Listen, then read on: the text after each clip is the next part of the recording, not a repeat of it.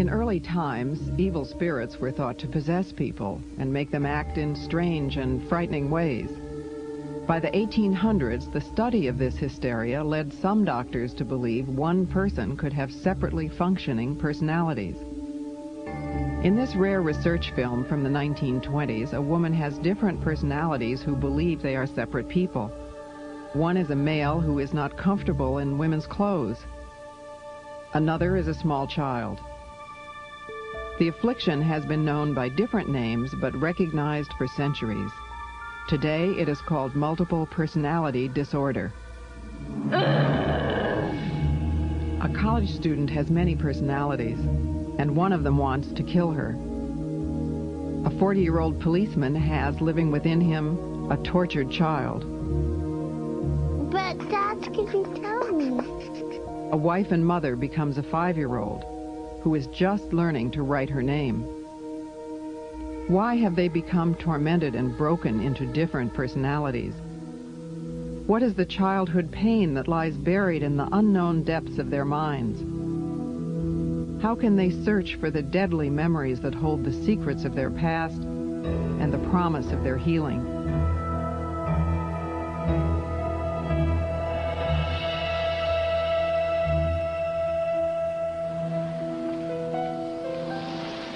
Twice a week, Gretchen walks across town to see her therapist. She can't afford a car because what little money she has goes for therapy.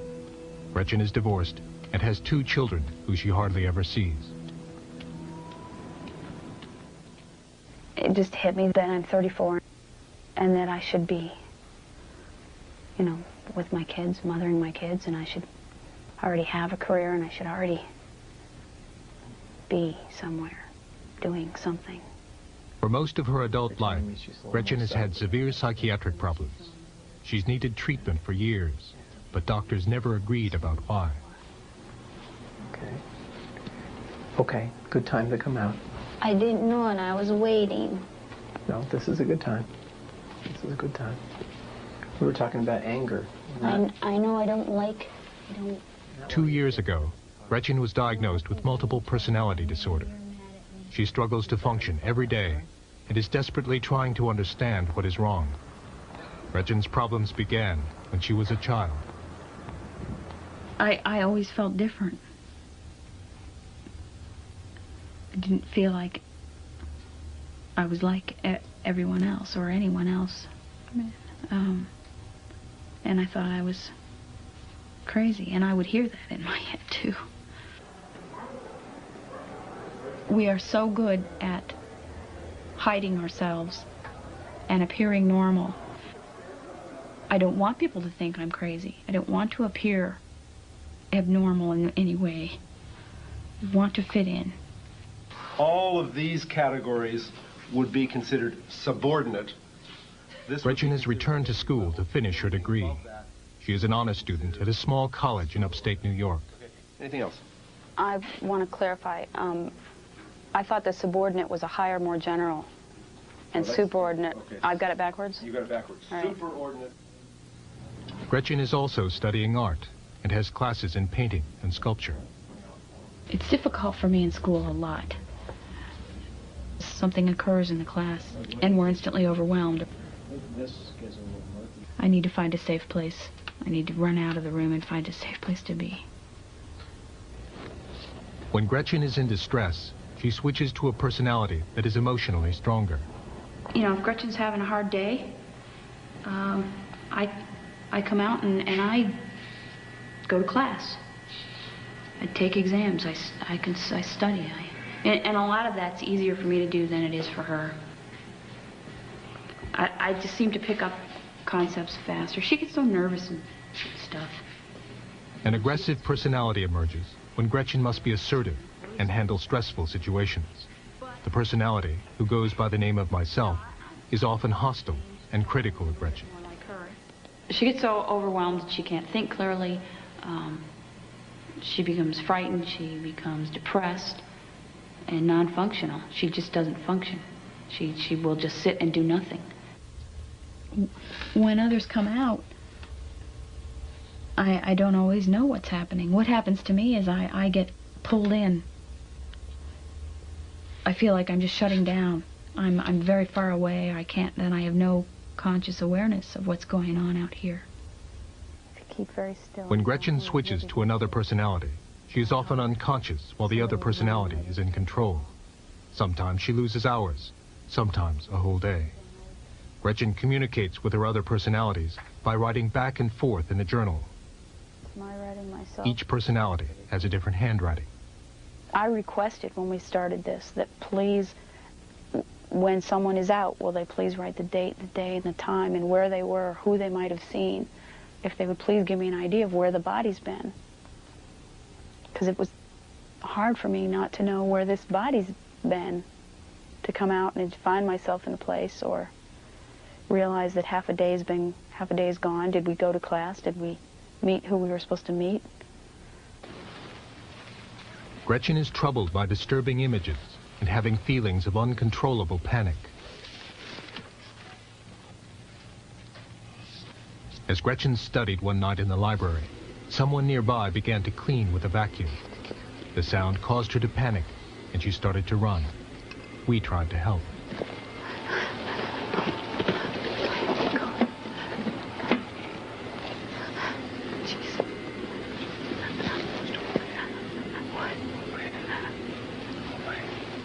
Gretchen experiences panic attacks that are triggered by certain sights and sounds.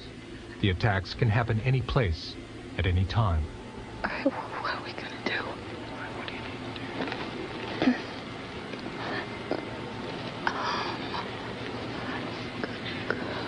Go somewhere safe. Go somewhere safe.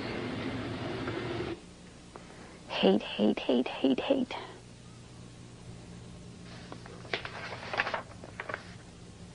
Gretchen is mutilated by a personality that feels she should be hurt and punished.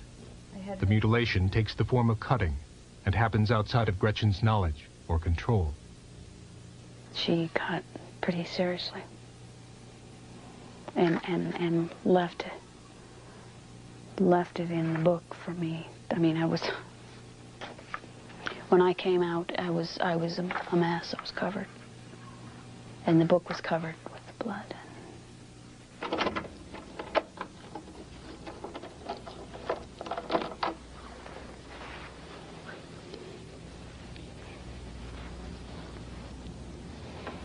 One night, Gretchen was working in the art studio at school when a destructive personality took control.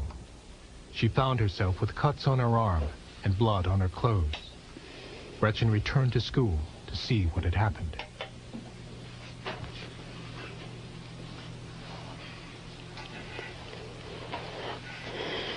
What happened here, Gretchen? Oh, we got cut. Last I remember, it was 10:30 or 11 o'clock at night. And I don't remember anymore. I didn't know that we'd been cut till the next afternoon.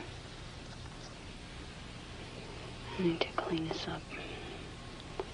Okay.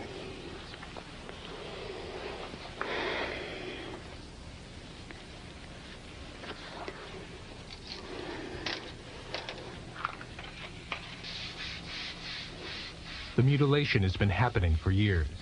Hundreds of cuts have been inflicted on Gretchen's arm and on other parts of her body. But this cutting is more serious than most.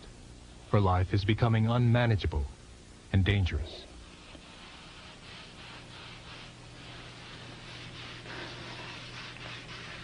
I need to know what happened to me so that I can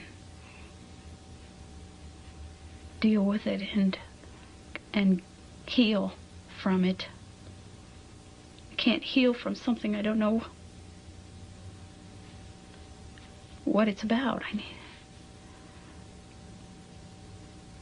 I need to understand it as best I can so that I can go on with my life. Gretchen traveled 2,000 miles to get specialized treatment at a psychiatric hospital in Texas, which has a specialty in treating multiple personality disorder. There's one thing to get a memory. Hospital therapy focuses on recovering repressed memories. Like Gretchen, everyone here is struggling to come to terms with the truth about their past. Being able to accept what you're getting, your memories, may mean that you also have to accept something about someone you don't want to. What's the most painful thing about it? Believing that that really happened To you? to this body.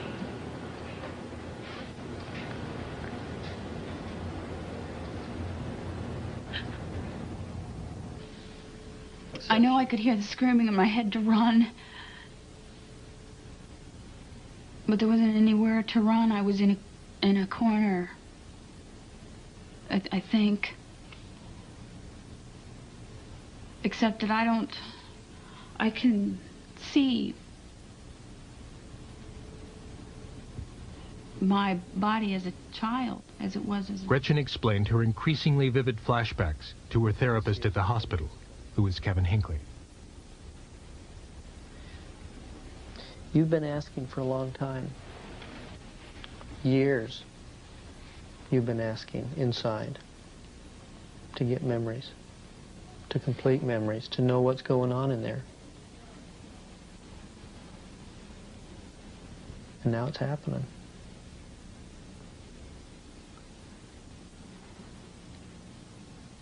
It feels real close.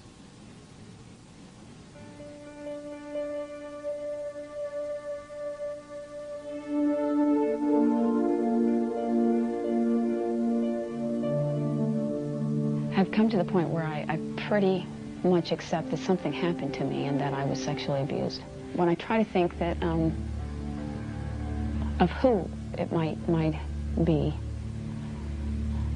and I seem to I'm getting closer and closer to feeling like I may know who that might be, or it may probably be. That doesn't fit with what I know that I experienced, and that I saw, and that I hear, and that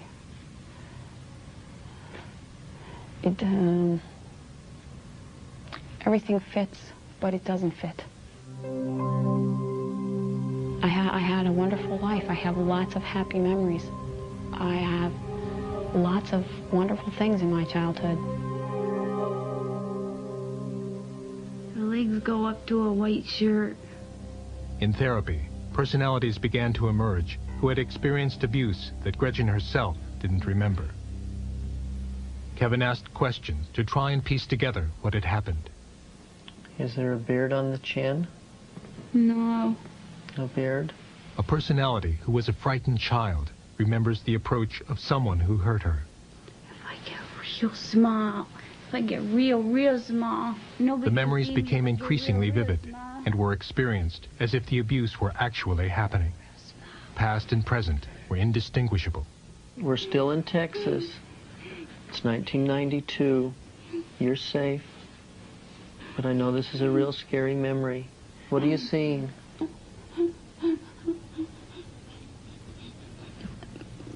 Big hands, big hands. Big hands? What's happening with the big hands?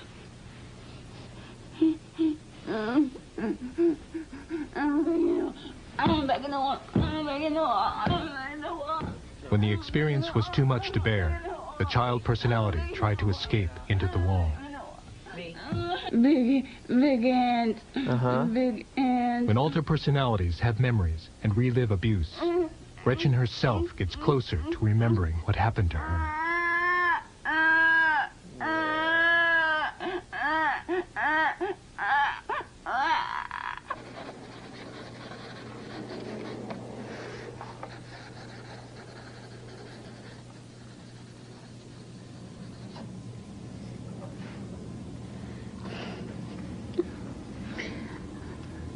Who's here?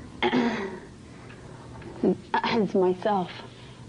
The best thing about journal writing is me just come popping out. That's my writing. That's my writing. See, I go on for pages. That's Gretchen's writing. You used to hurt Gretchen? I would do anything to destroy anything she did and to hurt her in any way I could. And I used to be one of those inside that belittled her and called her names and swore at her and hurt her. I cut the shit out of her. And I'm very good at it. I'm the one who severed the artery in the 4 tendons. Why did you do that? I wanted to kill her. I hated her. What did she do? I stopped growing at 14 because that's when she began becoming interested in boys and dating and all of that. And I hated it. I didn't want any part of it. So I quit. I wasn't going to be any more than 14. Because nobody was ever going to touch me. And whenever that would happen with Gretchen, it would hurt me and I would hate it. I would hate her. And I would hate her for letting that happen. So I cut her. We have to be able to build Gretchen's self, her sense of her own control, her ability to resist the urges to switch, the urges to cut, the urges to have to mutilate. Gretchen's case was discussed in a hospital staff meeting where therapists and psychiatrists consult and make therapeutic decisions. I think she's experiencing a lot of anxiety because her body, she says, why is my head hitting the wall? Why is somebody cutting my arm? Is she aware of why all of this is happening to her physically? She's slowly coming to grips with that. One of the things that I've tried to have her understand is that internally she has a tremendous pressure that's going on. That there's a tremendous conflict between those inside that have carried the memories for so long who want other people to know what happened to them. They no longer want to carry these memories. There's a tremendous pressure for them to tell their stories about what occurred. Gretchen's memories were still blocked, and the impasse was beginning to affect the progress of her therapy. Other personalities needed to be reached so their memories could bring her closer to a cure. Gretchen was given a drug called sodium amytal, which acts like a truth serum. The drug helps break through resistance to remembering the past. Okay, how about that? What's the moving person? She was restrained because some personalities could be violent. The incident we were talking about yesterday, with Gretchen as a child in the corner and the legs coming in. What do you know about that? Yes, they're still there. Okay. Stay with the bathroom for a moment. Then what happened? They, Need everybody to stay in the bathroom this time. Let's finish this. They moved in the bathroom over to us. And then what? Then there was a penis in her mouth. Yeah. Yuck! Whose penis was it? I don't know. Okay. Yeah, what do you see? My jaw hurts, my mouth hurts, I can't breathe, I can't breathe, I can't breathe. Memories began to surface about oral and vaginal abuse that had occurred in a bathroom. So far, these were the most specific and detailed memories to come out. But then, another personality named Enigma appeared. A dangerous personality at the core of Gretchen's self-destruction. Enigma, what happens to you if the puzzle gets solved? Huh? Are you punished in some way? I'll kill her before you kill her! I'll kill her before you kill her! Guess what? The good news is I'm not going to kill her. There's no punishment. I'm not going to hurt her. And I have no intentions of killing her. We're going to keep her safe. And that's where I need your help. She belongs in the bed. No, she doesn't. In the No, bed. no, that's what the abuser said. And it was not true. Enigma's job is to kill the body should these memories come out. And you hear halfway through the interview her saying, I'll kill her before you do. Makes me wonder if there was some kind of threat that says if you ever talk, we'll kill you. And this is kind of what I look like. That's about how old I am, that picture. She looks pretty happy. And Gretchen was exhausted after therapy, so an untroubled child personality emerged. It's a picture I cut out. How old are you? I'm 8. We haven't had a very good couple of days. Everything's been, everyone's been up in arms. Yeah, what's been going on inside? Well, I don't know all of the details, but there's been a lot of people that are upset and hurting inside, and hurting stomachs and hurting throats, and the worst part is hurting hearts. Sometimes our hearts, we have hurting hearts. But I try to just help out. Plus, I get to have some fun myself. If I'm out, I get to do something. I don't always have to work.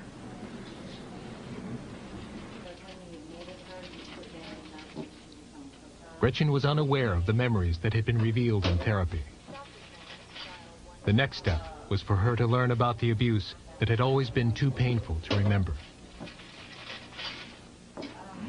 She doesn't understand that it was small. Do you understand that? Killing. I still think enigmas. As we walk through this, What of the others? pay attention to this, but also be aware of what's going on inside you, okay? Oh, man. Don't ask too much of me, Kevin. What of the others that also hurt? One that Gretchen doesn't understand is why the body wasn't able to fight more back then. In the bathroom over to us. Kevin asked Gretchen to watch videotape of the therapy so she would know what her other personalities had remembered. The hands. But when Gretchen began to hear details of her abuse, her mind began to block the experience. This is how Gretchen protected herself when she was a child. And then what? Then there was a penis in her mouth. Yeah. Oh. Okay. Stay in the bathroom and finish it. Okay, stay connected here. What are you feeling right now? You're hurting me! I know. Get off my feet! Get off my feet! Minutes later, confronted with the abuse, the violent personality of Enigma emerged in a rage. Do not touch his face! Do not touch his face! Is that what happened during the abuse? It is, isn't it?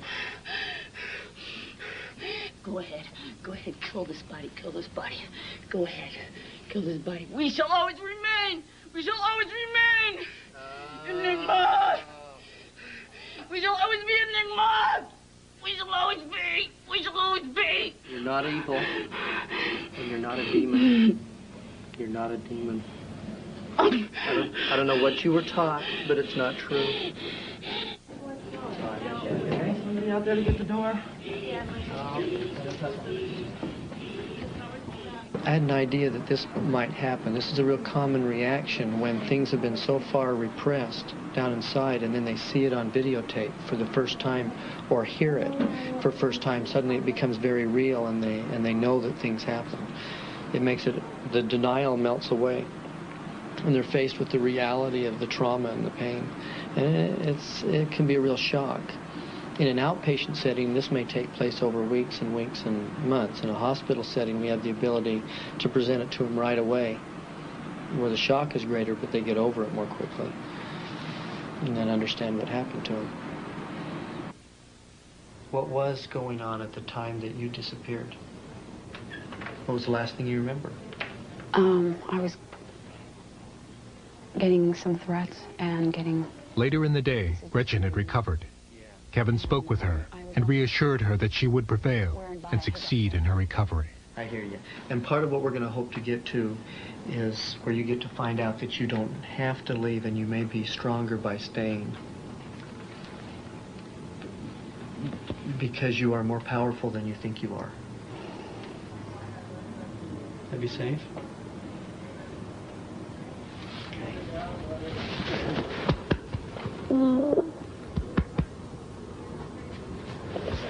Thank you.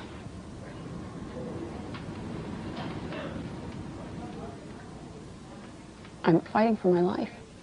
I'm fighting for the survival of this body, and more than just the survival of this body. I don't want to just survive. I have been just surviving for a long time. This is no way to live. I would like to begin living and feeling and not just existing.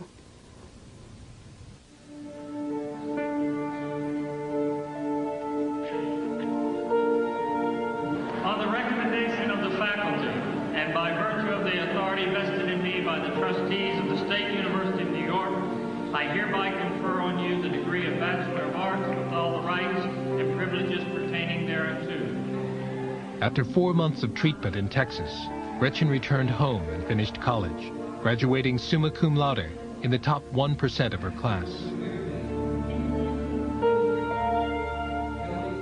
She now feels she knows who her abuser is, and therapy is helping her heal and gain control of her life. Gretchen plans to continue with her education.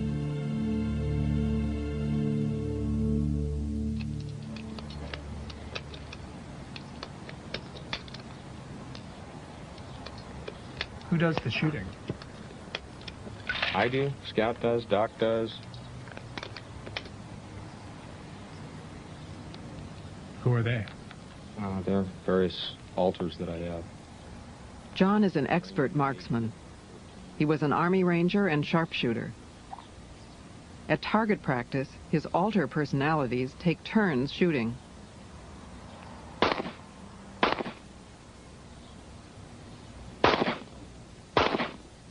John's personalities have different styles of firing a gun.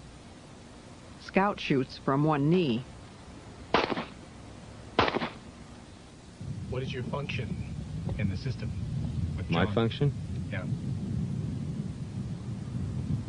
I act as the observer, the scout. How do you help John? Excuse me? How do you work with John? How do you help John? I give him the information he needs from time to time. The information that he's overlooked or has not noticed. 10-4-0005. John shares his job as a police officer with several personalities who have different abilities. He switches when different police skills are needed and is always aware of what his other personalities are doing. When you're out here driving around at night, who does what? Yeah, it just sort of depends on the situation. Normally, I'm out quite a bit of the time. Oh, come on. What are we doing? Pickup truck over here matches something we've been looking for, possibly on a stolen auto. As John began pursuit, he switched to a personality who is good at driving in high-speed chases. Yeah, he's weaving for the man, too.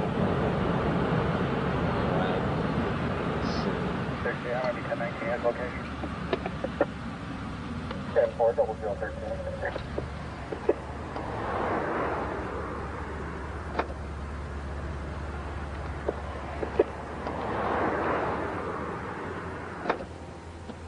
When the stop was made, there was another switch, and John returned to confront the driver of the truck. Warning. You know how fast you were going? You don't have any idea? Does your odometer work on here? Yeah, my gaslight's got burned out. Flashlight's got burned out. I paced you at over 75 miles an hour. Among his fellow officers, John has a good reputation. Lieutenant Pritchard is his commanding officer. John knows what's going on when he's out there in any given situation. He's able to make decisions on his feet in tough situations and just think really fast. And this is while we were in St. Louis at the training academy. It's my rookie dog and me, the rookie handler. We worked patrol together for 4.5 years. Best partner I ever had, much better than any two-footed partner I ever worked with. John showed us his scrapbook of 13 years as a police officer. He's had many awards and commendations which began early in his career. In 1982, I was awarded the Outstanding Officer of the Year award by the JCs, which is an award that's offered every year. Hi. While he was showing us the scrapbook, John switched to a 10-year-old personality named Johnny. Hi. John had trained his dog to stay out of the living room, but when he switched, the dog entered, sensing that his master was no longer present. Okay, that's John. Who's John? He's an adult, and he's a policeman. The child personality of Johnny recognizes John in the photograph and sees him as a separate person. Awarded as the... Johnny read the article from the scrapbook and, like a 10-year-old, had trouble understanding the words. Enforcement Officer of 1982 by the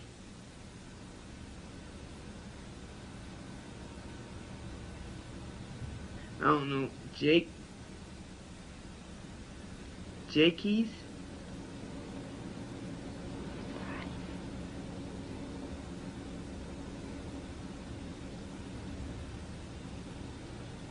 When John switched back, the dog recognized him and left the room as he had been trained.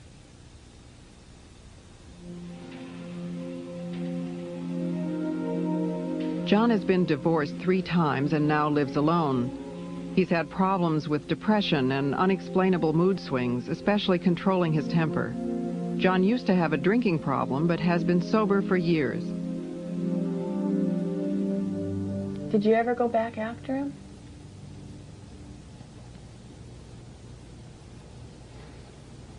Was that okay or not? I tried. Yeah. John's therapist is Julie Clark, who has been treating him since his diagnosis. Push face first, okay? Several years ago, John began having flashbacks of being abused as a child. He began therapy, and soon after, different personalities began to appear. John was hospitalized with a diagnosis of post-traumatic stress and multiple personality disorder. Since then, personalities with memories of abuse have come forward, like Edward, who remembers being shoved down a staircase. How many years older was he? 10. It's a lot of years. Not anymore. Not anymore, huh? No. The abuse his alter personalities remember was never known by John himself. He has only vague memories of growing up. My memories of childhood are real limited. It's more like a framework. And I can tell you where I went to school. And maybe a little bit about some of the later grades. Along about 7th and 8th grade, I can fill in some blanks. What John can remember is a stable home and being well provided for. He also remembers the voices that have always existed inside his mind. I've always been aware that there were voices, okay, that I spoke with and that spoke to me. But I thought that was subconscious or thoughts or however you want to put it, I'm not real sure. It seemed natural, seemed normal. The voices John heard were those of his 20 personalities. Many of them are frightened children who appear only in therapy. 5-year-old Hans was tortured with electricity. Mm-hmm. How did he hurt you, Hans? Electricity. Electricity? Yeah. Do you remember how he did that? It's okay to say the words here. With the box. With the box? Uh-huh. Electrical box? Or another kind of box? What do you do with the box?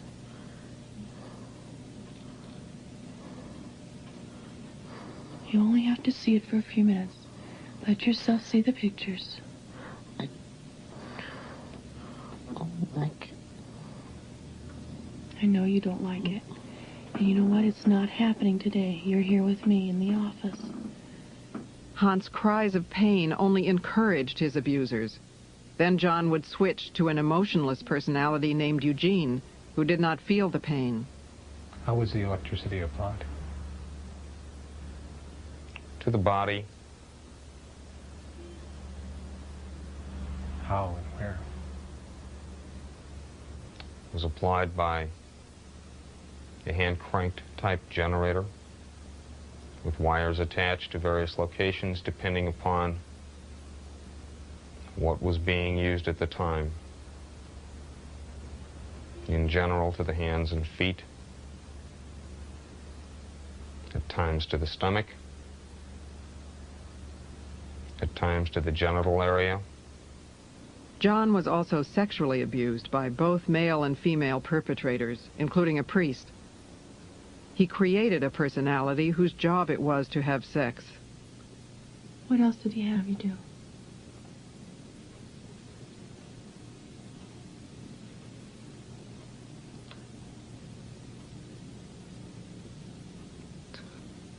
To lick it. To lick it?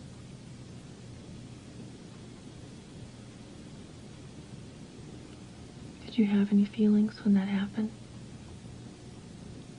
I didn't like it. Okay. It smelled bad. I didn't like that. Okay. And you don't have to do that again either. Oh, over here. Okay. I don't know. I got curious, so I called. I found out right behind that trash can right there outside the door.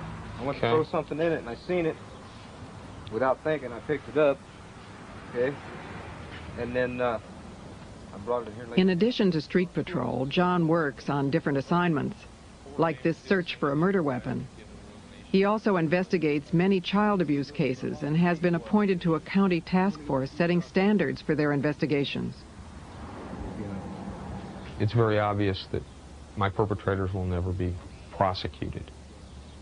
At this stage in my life, there is no physical evidence that would link back to anyone ever having done anything to me at any given point in time in my childhood. There'd be no way to prove it in court of law. At least I'm making a difference, even as small as it is, in the area that I'm in. But there is a difference made. And maybe there's one perpetrator out there that will go to prison and he'll be known, or she'll be known. Maybe that makes a difference in some child or some woman's life. So that's real important to us.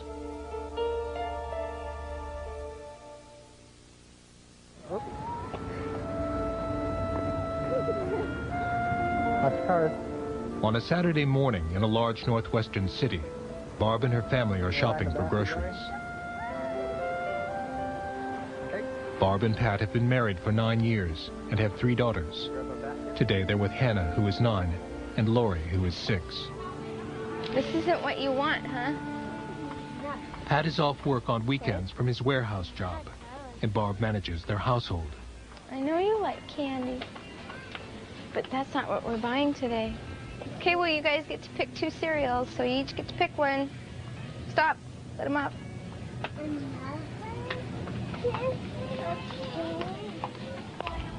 As they come to the breakfast food section, the children's cereal there appeals not only to her daughters, but to a child within Barb, a 5-year-old personality named May.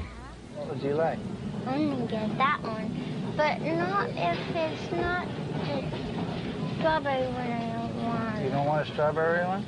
No, I don't want one if it's not. Oh, it's got to be strawberry, huh? Well, let's find out.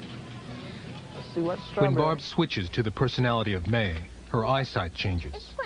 Barb's vision needs to be corrected by strong glasses, but May can barely see through them. Oh, you don't want to wear Barb's glasses? Okay. There you go. Okay. Okay, okay, put them in the box. No, just 2 of them, girls. For both of you, you could do No, no, just 2 cereals. I like those ones, Hannah. Barb's daughters are familiar with May, and Pat, who sees her often, treats her like the child she almost literally is. Her language and thoughts are those of a 5-year-old. I was thinking if we might need some cookies. I think we have some cookies. I think we have lots of cookies. We have some chips and stuff, too. Okay. Okay? Yeah. We're ready to go now. Do you want to go get Barb now?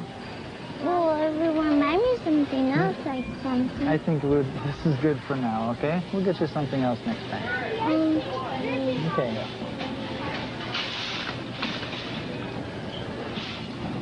Here you go. Shouldn't want to wear them. When Pat and Barb were married, Barb had been in therapy for severe depression, but no one suspected that she had other personalities. Well, we were in bed one night, and she woke me up because she wasn't sleeping.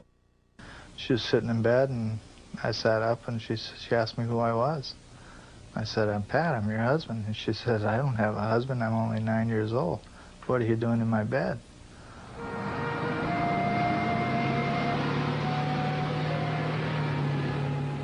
Barb knows almost nothing about her other personalities. Her mind protects her with amnesia from knowing things that would be traumatic or upsetting. Barb is now 34 and has virtually no memories before the birth of her children. What is your first memory? First memory. Clear memory, something that I really know is a memory.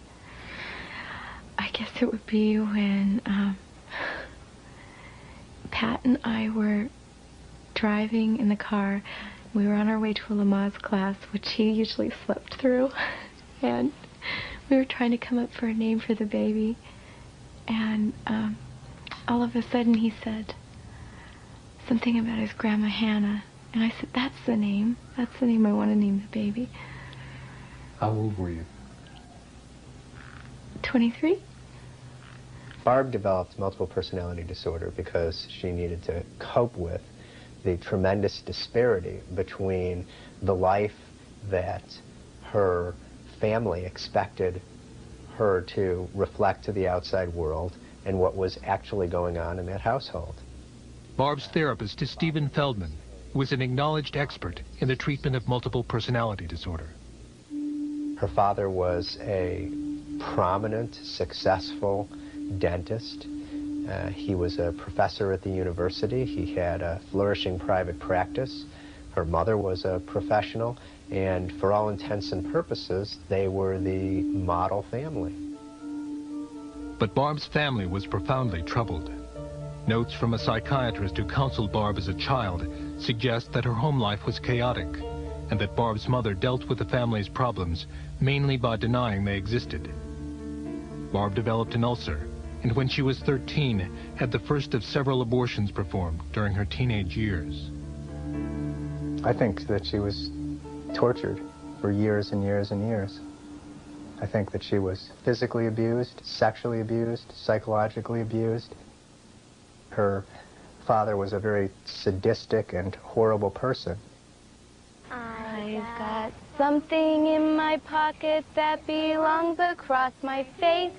I keep it very... Barb's amnesia for her childhood enables her to live free from the burden of her past. But her abuse is not really forgotten. Those memories exist in the minds of her other personalities. Personalities who lead different lives. When an alter personality takes control, Barb may disappear for days at a time. She finds herself far from home, occasionally in other states, and once in Canada.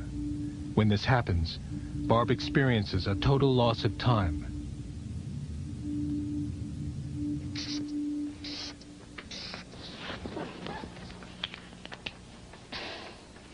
You want some people on it? I'm gonna do something funny. No, I can do it. Wait, I'm not done. Barb's personalities are different ages. Her daughter's games cause Barb to switch to a child personality, who emerges because she is most suited for play. What's on there? Oh. Switching often happens in response to changes in Barb's environment. What's that? Laurie's used to her mother's other personalities, but the switches are not so easy for her husband, Pat. Make it have a foot shape on it. Don't do that, May. It's not good to have that in your mouth. Go away. I'm going to go away. Okay. Purple toe. It's hard because here I am still wanting to act toward her like her husband, you know, and I get pushed away, and, you know, that gets real confusing and real hard to do sometimes. You know, I gotta sit back and realize, well, this isn't my life. I can't do this. I can't just come up behind her and hug her, because there are some alters that don't want to be hugged, you know, don't want to be touched. Oh my gosh, never mind. A-N-K-H. Often, Pat must care for their 3 daughters and manage the house alone. The children have learned to accept their mother's absences, the times when Barb has switched to another personality. You haven't touched your burger yet, Laurie. Mm-hmm. Have you? Laurie, what'd you do? Some of Barb's personalities don't relate to the family. One of them is a teenage girl named DJ. DJ is different than Barb in her posture, voice, and language, and also smokes, a habit Barb dislikes. DJ also has different thoughts and feelings. How do you feel about Barb's children, in terms of whether they're your children or not your children? They're not. I mean, I care about them and stuff. But they're not my kids. They're Barb's.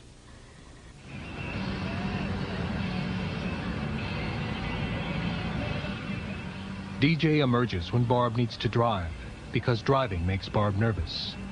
DJ is emotionally stronger and has memories that Barb doesn't. Memories of abuse.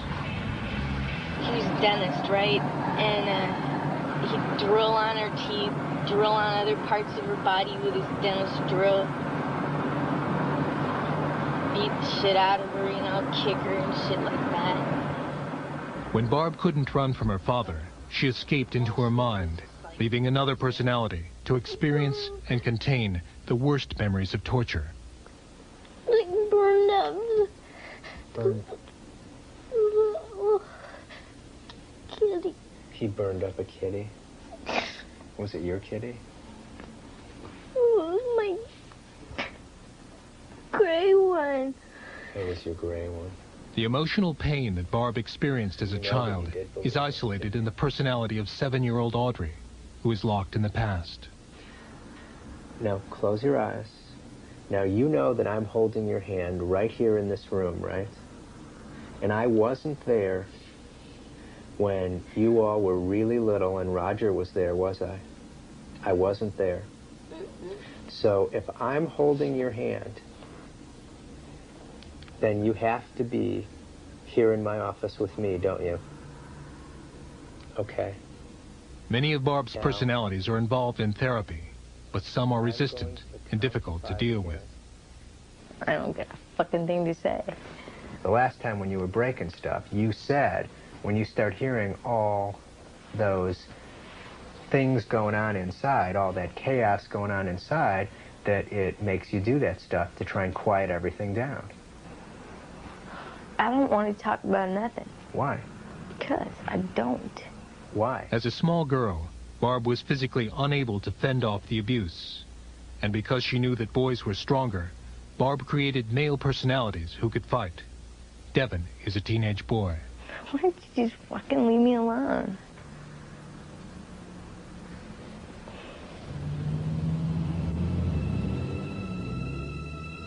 Barb's father was not her only abuser.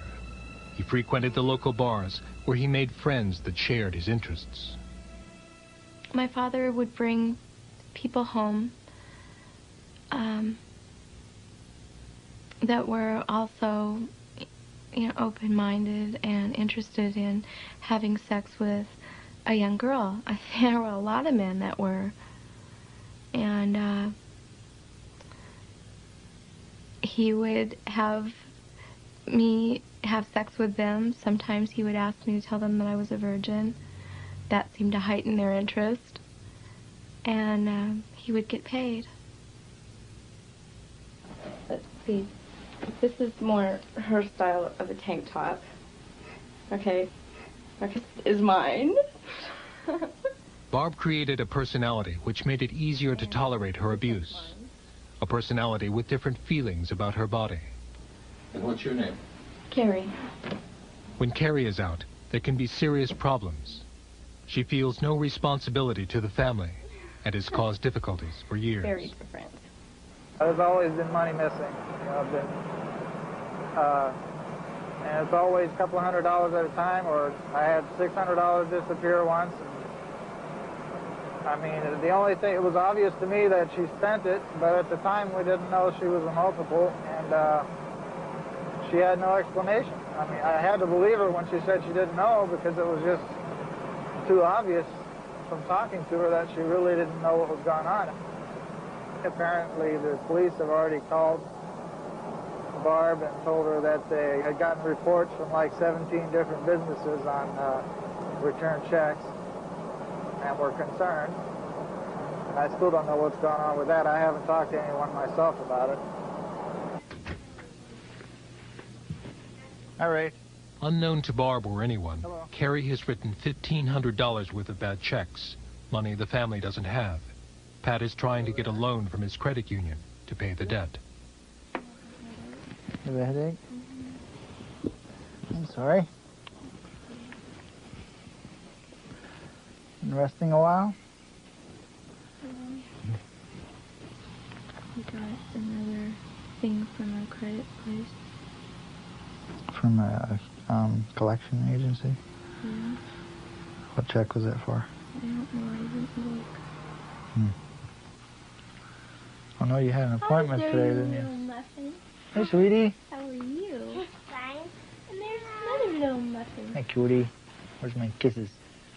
Where's my kisses? How was school today? Come on, you. Good. Math too? I have 3 girls that love math. That evening, we checked back with the family. Pat got the loan and was able to make good on the bad checks. And in another room, Barb had switched to Carrie again, so we were able to talk with her about what had happened. What happened to the money? I spent it. What did you spend the money on? I bought clothes and perfume and jewelry, and I just had a good time, whatever I wanted. Ate wherever I wanted to eat. Yeah. Yeah. Why? How would you feel if you were in my position? I don't know. Tell me one more time what your position is. I am stuck here. I don't have a life. I feel used. I feel very used. I'm only allowed out when it's not something anyone else wants to handle.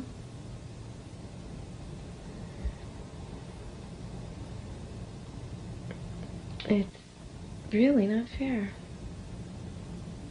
Other personalities' antagonism toward Barb take even more serious forms.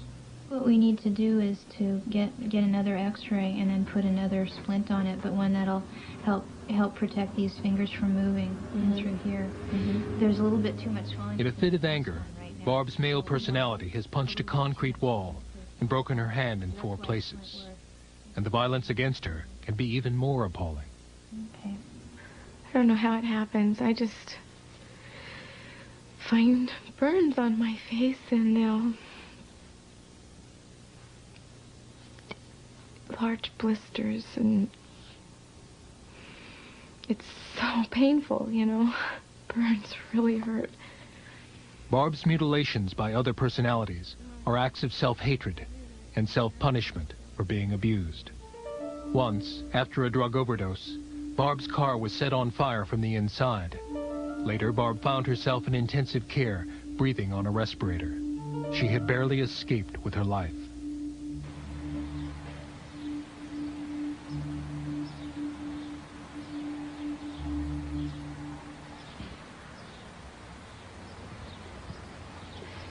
We were with Barb and her family when a dangerous time had come again. Alter personalities were threatening to kill her, So Barb decided to seek protection in a psychiatric hospital. You just move over. You can sit down. You can sit here.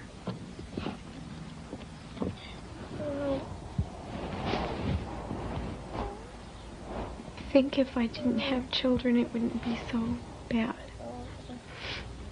But for their sake, I mean, I don't know what they would, how they would deal with it if anything else happened. I don't know how they've made it as far as they have and come through as well as they have.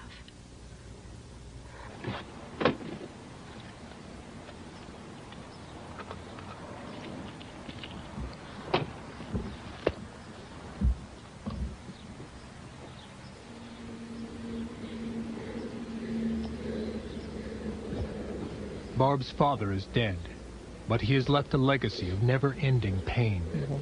His abuse has affected all their lives. Made me real angry at him and at her mom. But like I say, that's past. He's gone. You know, we got to let all that go and just work with what's left. He destroyed her. We got to put her back together.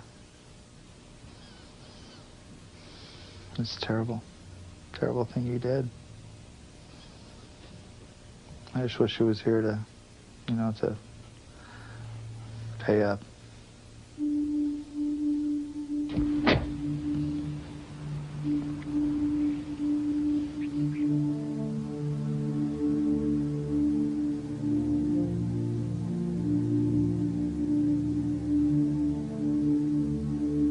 The people who have allowed their stories to be told have acted with enormous courage and concern for children who continue to be abused.